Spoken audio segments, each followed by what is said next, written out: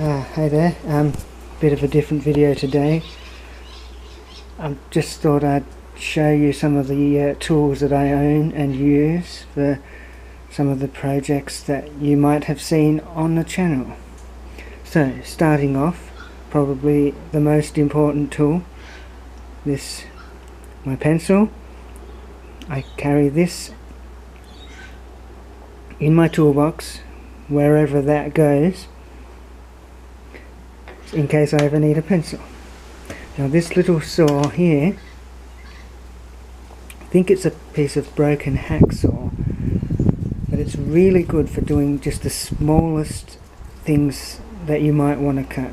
For example, the dowel in the pizza paddle that I made, after that was glued in, I can use this. I use this saw to cut them off nice and flush. Very handy tool to have. This little drill, hand twisty drill, which I haven't actually used yet on any projects, but there might be some going forward that I might be able to, if I need to make a little hole somewhere, like a pilot hole, that'll be perfect for doing that. Got a 8-inch ruler,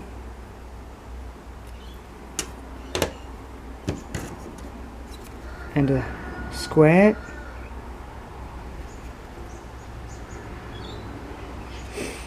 with an extra angle for doing miters and other things, I imagine. Got me tape measure here. I'm just trying to open it up for you.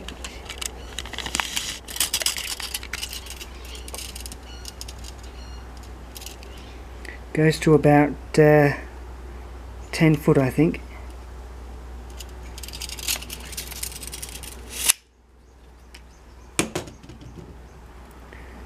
Got myself a marking gauge.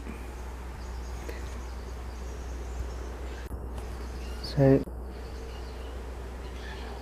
that knob there untwists and I can push that out. It's a wheel marking gauge.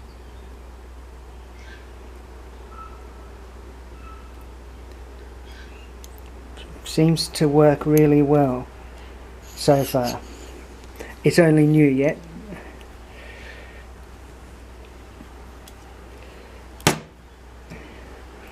Got myself a little surf arm here.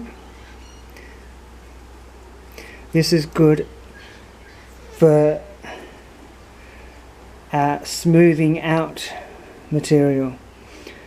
For example, the spoon handles, if I've made relief cuts and chiseled down a spoon handle instead of sawing it, I can pull that across to smooth that out and get it close to the line where I've chiseled.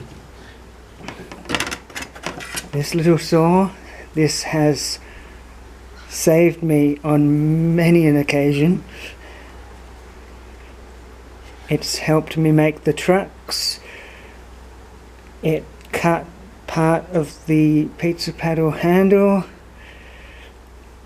It's good also actually to make, as I was saying earlier, if I make relief cuts with this saw, and then I can chisel down to the line for a spoon handle. And I'm hoping sometime soon that I might be able to use it as a dovetail saw. See how well that does. Now here's my personal newest saw. It's a Japanese Ryoba. So 2 sets of teeth. It's got cross-cut teeth on one side and ripping teeth on the other side. I have used both sides a bit so far since I got it.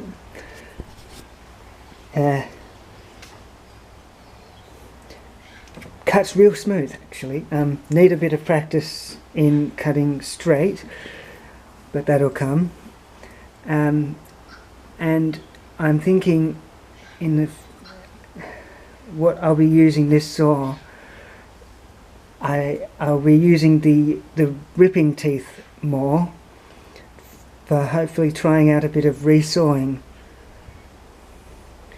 I've got some boards that I'll do some resawing with this saw, which, for those who don't know, resawing is basically just taking a board and cutting it lengthways along its thinnest edge. Now I've just got a trigger clamp there, and most of my cross cutting will actually be done on this saw. So it's a cross cut jig, sort of mounted on a nice piece of Macrocarpa, which I clamp down. I set this to the angle I want, so there's 90 degrees to the grain and just various degrees both ways. So these are the tools that I actually personally own with my money, but if you bear with me a moment,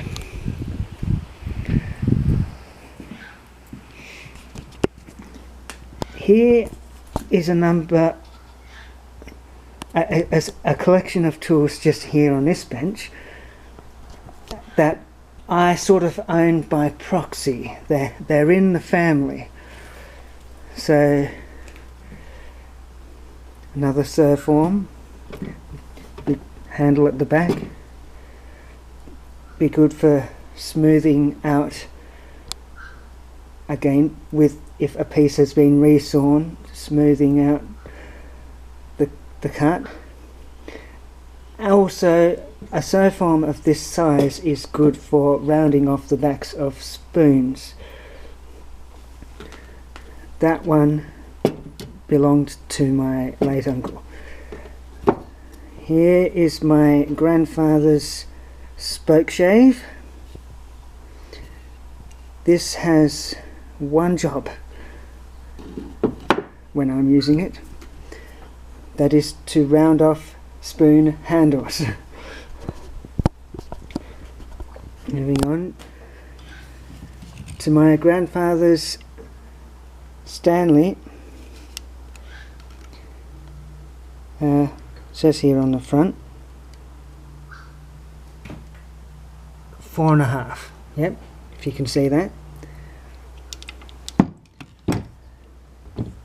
Good solid tool. The handle's seen better days, but the blade is strong as can be.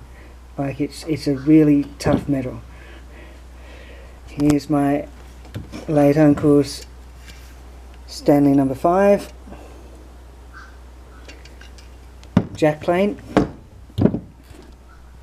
This one is actually more recently become one of my favourite planes to use.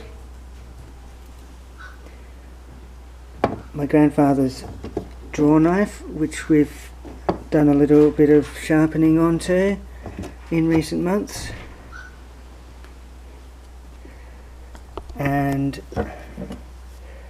here's the coping saw, which is quite good for cutting out around the heads of spoons if you don't happen to have a scroll saw or even a bandsaw. Got a collection of more clamps, mostly my uncle's. And up here, a decent collection of more saws.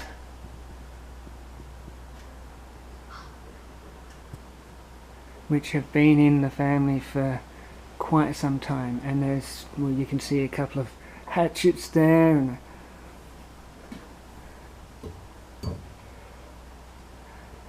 hacksaw files, and some squares. Yeah, so that's pretty much it. Just quickly show you, I have some more wood ready to cut, and I have some cut wood just here, which originally came from my neighbour's property. So that's pretty much everything now. Hope you enjoyed this bit of a different, more maybe informative video, and hope you'll come back for some more videos another day. Thanks.